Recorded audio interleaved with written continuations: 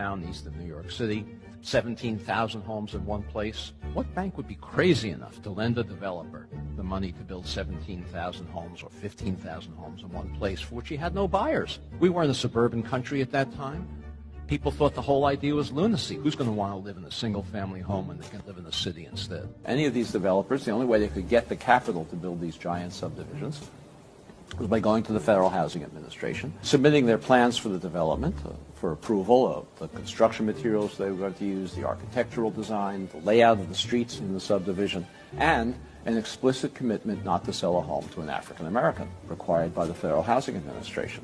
The Federal Housing Administration even required, as a condition of these guarantees, developers like Levitt to place a clause in the deed of every home prohibiting resale to African Americans or rental to African Americans.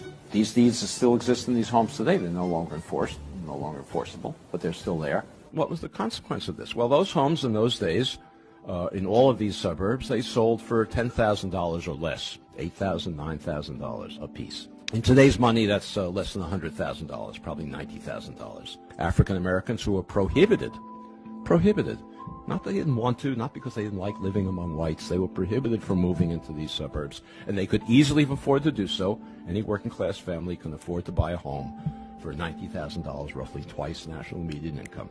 Those homes and developments like that now sell for $300,000, $400,000, $500,000 and more.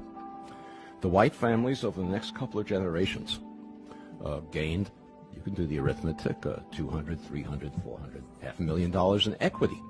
They used that equity to send their children to college, to take care of medical emergencies, to take care of economic downturns, most importantly, to bequeath it to their children, who then had down payments for their own homes.